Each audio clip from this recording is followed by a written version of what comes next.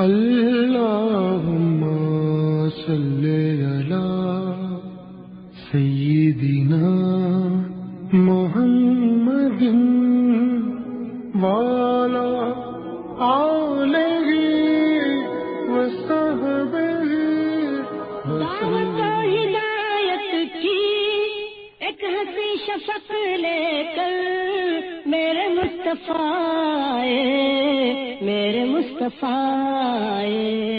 کفر کے اندھیروں میں نور کا طبق لے کر میرے مصطفیٰ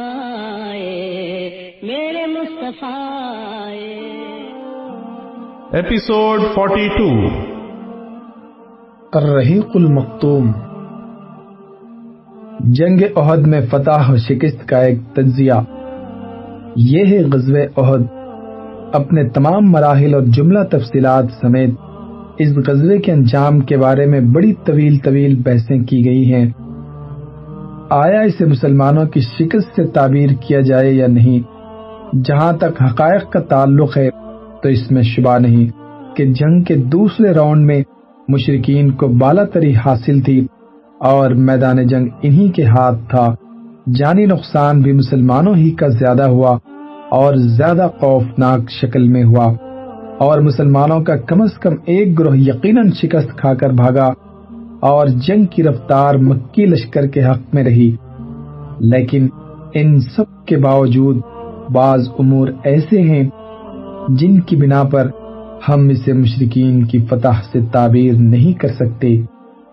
ایک تو یہی بات قطعی طور پر معلوم ہے کہ مکی لشکر مسلمانوں کے کیمپ پر قابض نہیں ہو سکا تھا، اور مدنی لشکر کے بڑے حصے نے سخت اتھل پھتل اور بد نظمی کے باوجود فرار نہیں اختیار کیا تھا، بلکہ انتہائی دلیری سے لڑتے ہوئے اپنے سپہ سالار کے پاس جمع ہو گیا۔ نیز مسلمانوں کا پلہ اس حد تک ہلکا نہیں ہوا تھا کہ مکی لشکر ان کا تعاقب کرتا۔ علاوہ ازیں کوئی ایک بھی مسلمان کافروں کی قید میں نہیں گیا، نہ کفار نے کوئی مال غنیمت حاصل کیا۔ پھر کفار جنگ کے تیسرے راؤنڈ کے لیے تیار نہیں ہوئے، حالانکہ اسلامی لشکر ابھی کیمپ ہی میں تھا۔ علاوہ ازیں کفار نے میدان جنگ میں 1 یا 2 دن یا 3 دن قیام نہیں کیا، حالانکہ اس زمانے میں فاتحین کا یہی دستور تھا اور فتح کی ایک نہایت ضروری علامت تھی، مگر کفار نے بالکل جھٹپٹ واپسی اختیار کی اور مسلمانوں سے پہلے ہی میدان جنگ خالی کر دیا۔ نیز انہیں ذریت اور مال لوٹنے کے لیے مدینے میں داخل ہونے کی جرت نہ ہوئی، حالانکہ یہ شہر چند ہی قدم کے فاصلے پر تھا اور فوج سے مکمل طور پر خالی اور ایک دم کھلا پڑا تھا۔ راستے میں کوئی رکاوٹ نہ تھی۔ ان ساری باتوں کا ماحصل یہ ہے کہ قریش کو زیادہ سے زیادہ صرف یہ حاصل ہوا کہ انہوں نے ایک وقتی موقع سے فائدہ اٹھا کر مسلمانوں کو ذرا سخت قسم کی ذک پہنچائی، ورنہ اسلامی لشکر کو نرغے میں لینے کے بعد اسے کلی طور پر قتل یا قید کر لینے کا جو فائدہ انہیں جنگی نقطہ نظر سے لازماً حاصل ہونا چاہیے تھا، اس میں وہ ناکام رہے، اور اسلامی لشکر قدرے بڑے خسارے کے باوجود نرغہ توڑ کر نکل گیا۔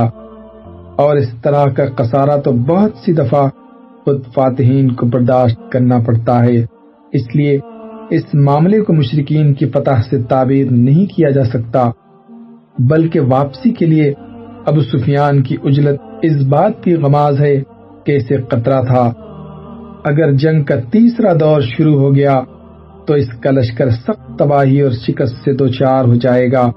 اس بات کی مزید تائید ابو سفیان کے اس موقف سے ہوتی ہے جو اس نے غزوہ حمراء الاسد کی تئیں اختیار کیا تھا۔ ایسی صورت میں ہم اس غزوے کو کسی ایک فریق کی فتح اور دوسرے کی شکست سے تعبیر کرنے کے بجائے غیر منفصل جنگ کہہ سکتے ہیں، جس میں ہر فریق نے کامیابی اور خسارے سے اپنا اپنا حصہ لیا۔ پھر میدان جنگ سے بھاگے بغیر اور اپنے کیمپ کو دشمن کے قبضے کے لیے چھوڑے بغیر لڑائی سے دامن کشی اختیار کر لی، اور غیر منفصل جنگ کہتے ہی اسی کو ہیں۔ اسی جانب اللہ تعالیٰ کے اس ارشاد سے بھی اشارہ نکلتا ہے وَلَا تَهِنُوا فِي ابْتِغَاءِ الْقَوْمِ إِن تَكُونُوا تَعْلَمُونَ فَإِنَّهُمْ يَعْلَمُونَ كَمَا تَعْلَمُونَ وَتَرْجُونَ مِنَ اللَّهِ مَا لَا يَرْجُونَ وَكَانَ اللَّهُ عَلِيمًا حَكِيمًا۔ قوم کے تعاقب میں ڈھیلے نہ پڑو، اگر تم الم محسوس کر رہے ہو تو تمہاری ہی طرح وہ بھی الم محسوس کر رہے ہیں، اور تم لوگ اللہ سے اس چیز کی امید رکھتے ہو جس کی وہ امید نہیں رکھتے۔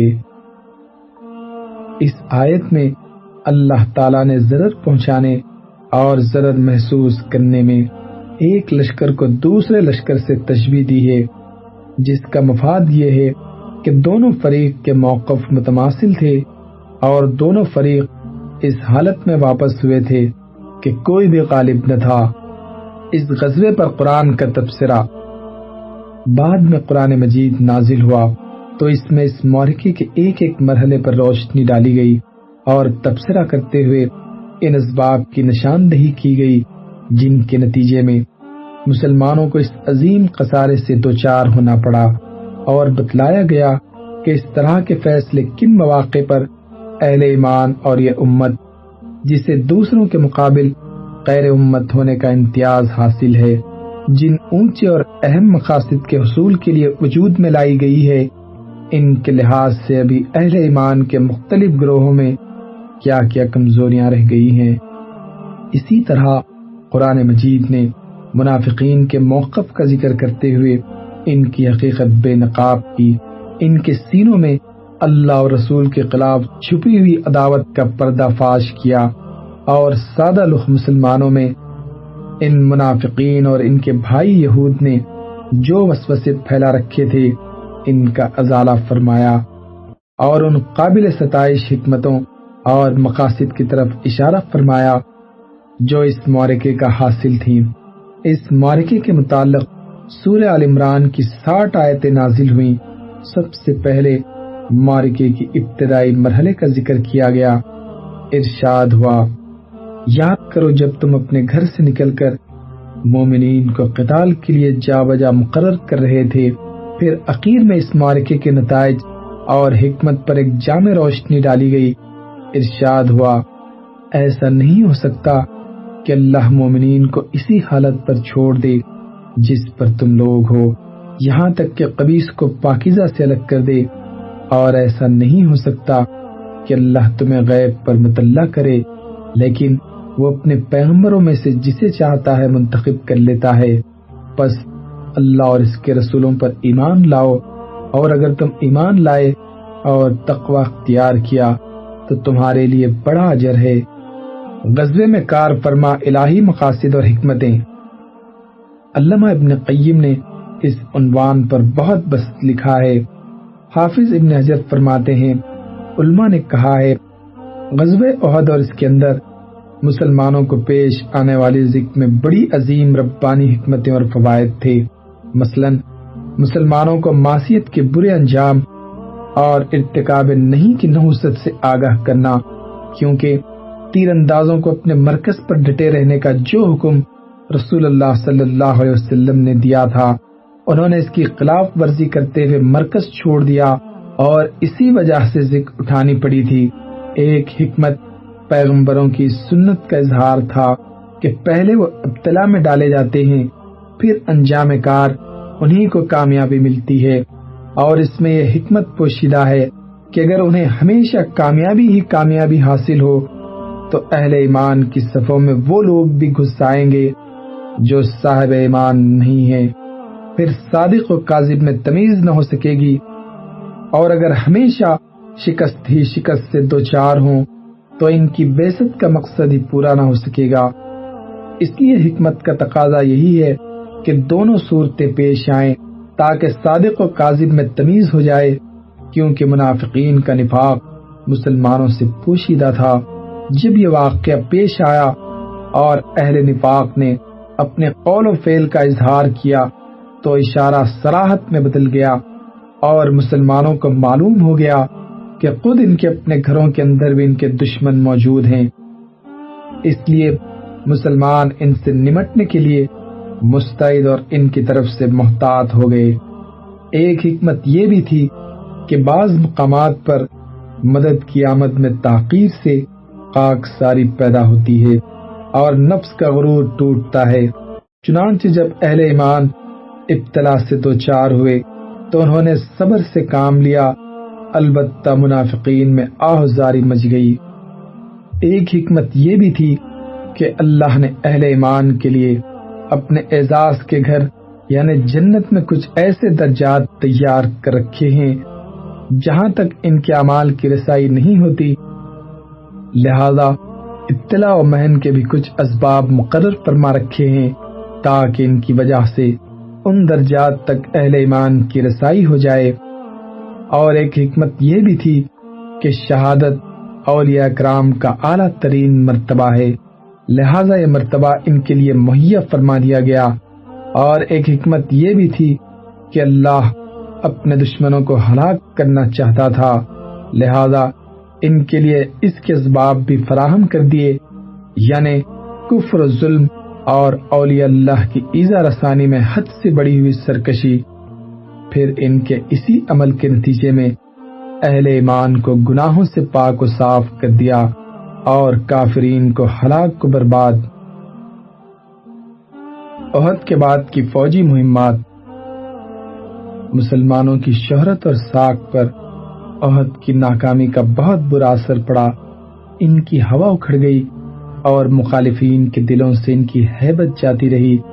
اس کے نتیجے میں اہل ایمان کی داخلی اور خارجی مشکلات میں اضافہ ہو گیا۔ مدینے پر ہر جانب سے خطرات منڈلانے لگے۔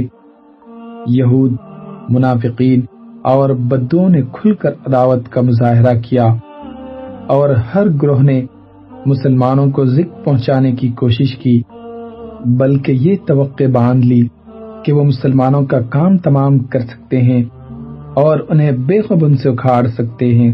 چنانچہ اس غزوے پر ابھی 2 مہینے بھی نہیں گزرے تھے کہ بنو اسد نے مدینے پر چھاپا مارنے کی تیاری کی۔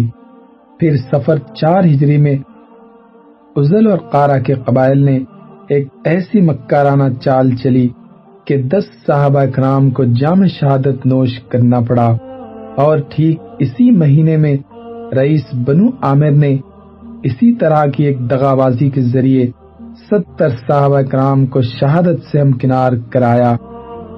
یہ حادثہ بیر معونہ کے نام سے معروف ہے۔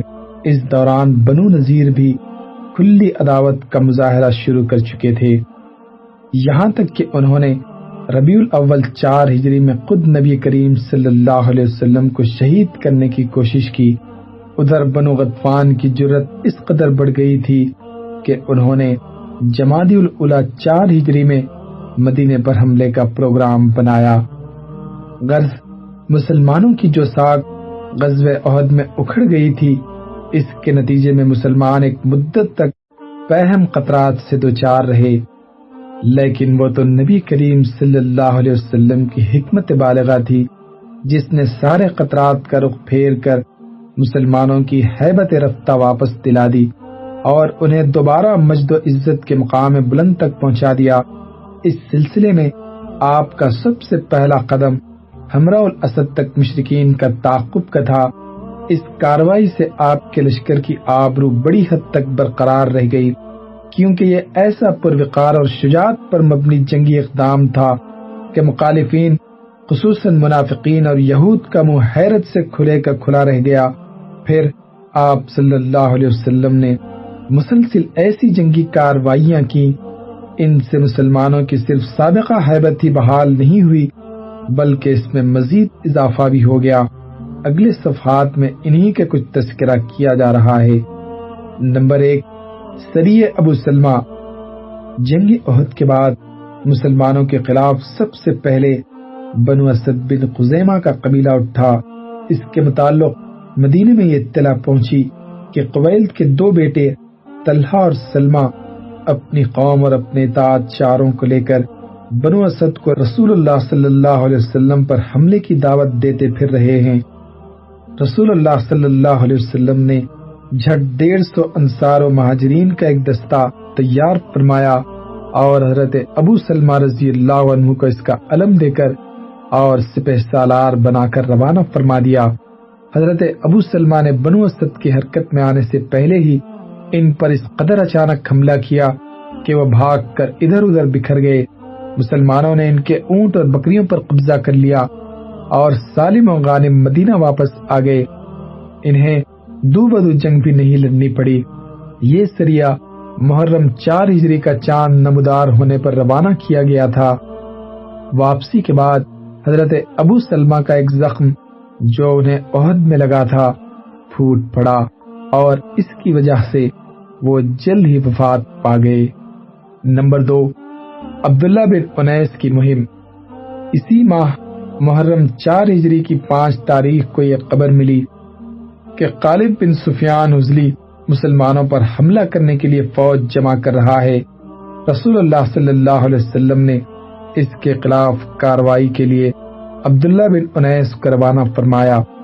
عبداللہ بن انیس مدینے سے 18 روز باہر رہ کر 23 محرم کو واپس تشریف لائے۔ وہ خالد کو قتل کر کے اس کا سر بھی ہمراہ لائے تھے۔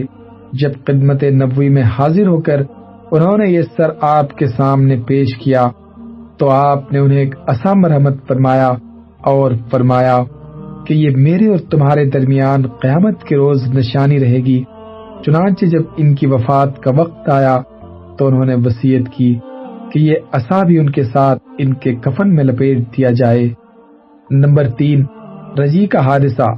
اسی سال 4 ہجری کے ماہ سفر میں رسول اللہ صلی اللہ علیہ وسلم کے پاس عزل اور قارہ کے کچھ لوگ حاضر ہوئے اور ذکر کیا کہ ان کے اندر اسلام کا کچھ چرچا ہے، لہذا آپ صلی اللہ علیہ وسلم ان کے ہمراہ کچھ لوگوں کو دین سکھانے اور قرآن پڑھانے کے لیے روانہ فرما دیں۔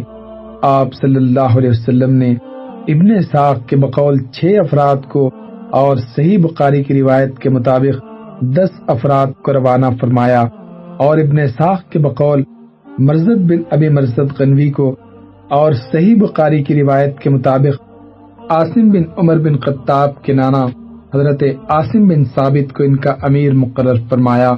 جب یہ لوگ رابغ اور جدہ کے درمیان قبیلہ حذیل کے رجی نامی ایک چشمے پر پہنچے تو ان پر عزل اور قارہ کے مذکورہ افراد نے قبیلہ حذیل کی ایک شاخ بنو لیان کو چڑھا دیا اور بنو لیان کی کوئی 100 تیر انداز ان کے پیچھے لگ گئے اور نشانات قدم دیکھ دیکھ کر انہیں جا لیا۔ یہ صحابہ کرام ایک ٹیلے پر پناہ گیر ہو گئے۔ بنو لیان نے انہیں گھیر لیا اور کہا، تمہارے لیے عہد و پیمان ہے کہ اگر ہمارے پاس اتر آؤ تو ہم تمہارے کسی آدمی کو قتل نہیں کریں گے۔ حضرت عاصم نے اترنے سے انکار کر دیا اور اپنے رفقا سمیت ان سے جنگ شروع کر دی۔ بلاخر تیروں کی بچھاڑ سے 7 افراد شہید ہو گئے اور صرف 3 آدمی حضرت قبیب، زید بن دسنا اور ایک صحابی باقی بچے۔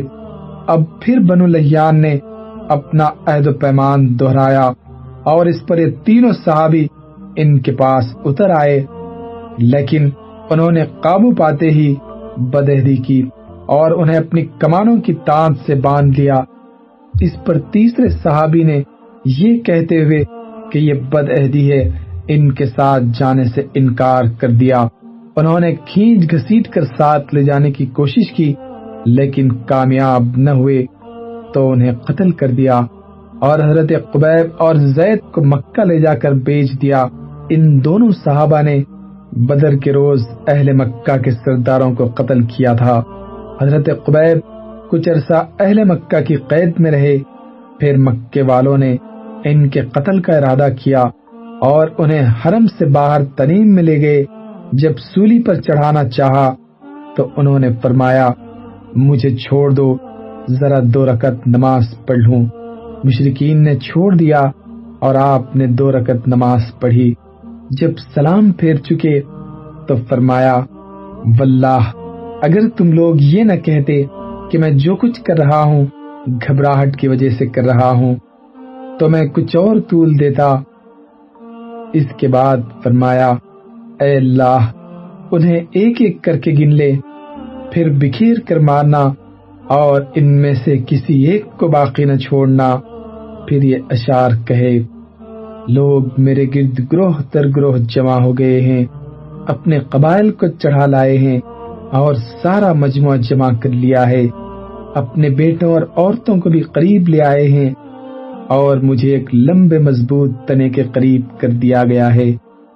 میں اپنی بے وطنی اور بے کسی کا شکوہ اور اپنی قتل گاہ کے پاس گروہوں کی جمع کردہ آفت کی فریاد اللہ ہی سے کر رہا ہوں۔ اے عرش والے، میرے خلاف دشمنوں کے جو ارادے ہیں اس پر مجھے صبر دے۔ انہوں نے مجھے بوٹی بوٹی کر دیا ہے اور میری خوراک بری ہو گئی ہے۔ انہوں نے مجھے کفر کا اختیار دیا ہے، حالانکہ موت اس سے کم تر اور آسان ہے۔ میری آنکھیں آنسو کے بغیر امڈ آئیں، میں مسلمان مارا جاؤں تو مجھے پرواہ نہیں کہ اللہ کی راہ میں کس پہلو پر قتل ہوں گا۔ یہ تو اللہ کی ذات کے لیے ہے، اور وہ چاہے تو بوٹی بوٹی کیے ہوئے اعضا کے جوڑ جوڑ میں برکت دے۔ اس کے بعد ابو سفیان نے حضرت قبیب سے کہا، کیا تمہیں یہ بات پسند آئے گی کہ محمد ہمارے پاس ہوتے، ہم ان کی گردن مارتے اور تم اپنے اہل و عیال میں رہتے صلی اللہ علیہ وسلم؟ انہوں نے کہا، نہیں واللہ، مجھے تو یہ بھی گوارا نہیں کہ میں اپنے اہل و عیال میں رہوں اور اس کے بدلے محمد صلی اللہ علیہ وسلم کو جہاں آپ ہیں وہیں رہتے ہوئے کانٹا چبھ جائے اور وہ آپ کو تکلیف دے۔ اس کے بعد مشرکین نے انہیں سولی پر لٹکا دیا اور ان کی لاش کی نگرانی کے لیے آدمی مقرر کر دیے، لیکن حضرت عمر بن امیہ زمری تشریف لائے اور رات میں جھانسا دے کر لاش اٹھا لے گئے اور اسے دفن کر دیا۔ حضرت قبیب کا قاتل عقبہ بن حارث تھا۔ حضرت قبیب نے اس کے باپ حارث کو جنگ بدر میں قتل کیا تھا۔ صحیح بخاری میں مروی ہے، حضرت قبیب پہلے بزرگ ہیں جنہوں نے قتل کے موقع پر 2 رکعت نماز پڑھنے کا طریقہ مشروع کیا، اور انہیں قید میں دیکھا گیا کہ وہ انگور کے گچھے کھا رہے تھے، حالانکہ ان دنوں مکے میں کھجور بھی نہیں ملتی تھی۔ دوسرے صحابی جو اس واقعے میں گرفتار ہوئے تھے، یعنی حضرت زید بن دسنا، انہیں صفوان بن امیہ نے خرید کر اپنے باپ کے بدلے قتل کر دیا۔ قریش نے اس مقصد کے لیے بھی آدمی بھیجے کہ حضرت عاصم کے جسم کا کوئی ٹکڑا لائے جس سے انہیں پہچانا جا سکے، کیونکہ انہوں نے جنگ بدر میں قریش کے کسی عظیم آدمی کو قتل کیا تھا، لیکن اللہ نے ان پر بھیڑوں کا جھنڈ بھیج دیا جس نے قریش کے آدمیوں سے ان کی لاش کی حفاظت کی، اور یہ لوگ ان کا کوئی حصہ حاصل کرنے پر قدرت نہ پا سکے۔ در حقیقت حضرت عاصم نے اللہ سے یہ عہد و پیمان کر رکھا تھا کہ نہ انہیں کوئی مشرک چھوئے گا نہ وہ کسی مشرک کو چھوئیں گے۔ بعد میں جب حضرت عمر کو اس واقعے کی خبر ہوئی تو فرمایا کرتے تھے کہ اللہ مومن بندے کی حفاظت اس کی وفات کے بعد بھی کرتا ہے جیسے اس کی زندگی میں کرتا ہے۔ نمبر 4، بیر مونا کا المیہ۔ جس مہینے رجی کا حادثہ پیش آیا، ٹھیک اسی مہینے بیر مونا کا المیہ بھی پیش آیا، جو رجی کے حادثے سے کہیں زیادہ سنگین تھا۔ اس واقعے کا خلاصہ یہ ہے کہ ابو برا عامر بن مالک، جو ملائب السنہ نیزوں سے کھیلنے والے کے لقب سے مشہور تھا، مدینہ خدمت نبوی میں حاضر ہوا۔ آپ صلی اللہ علیہ وسلم نے اسے اسلام کی دعوت دی۔ اس نے اسلام تو قبول نہیں کیا لیکن دوری بھی اختیار نہیں کی۔ اس نے کہا، اے اللہ کے رسول، اگر آپ اپنے اصحاب کو دعوت دین کے لیے اہل نجد کے پاس بھیجیں تو مجھے امید ہے کہ وہ لوگ آپ کی دعوت قبول کر لیں گے۔ آپ صلی اللہ علیہ وسلم نے فرمایا، مجھے اپنے صحابہ کے متعلق اہل نجد سے خطرہ ہے۔ ابو برا نے کہا، وہ میری پناہ میں ہوں گے۔ اس پر نبی صلی اللہ علیہ وسلم نے ابن صاف کے بقول 40 اور صحیح بخاری کی روایت کے مطابق 70 آدمیوں کو بھیج دیا۔ 70 ہی کی روایت درست ہے، اور منذر بن عمرو کو، جو بنو سعدہ سے تعلق رکھتے تھے اور موت کے لیے آزاد کردہ کے لقب سے مشہور تھے، ان کا امیر بنا دیا۔ یہ لوگ فضلا، قرا اور سادات و اخیار صحابہ تھے۔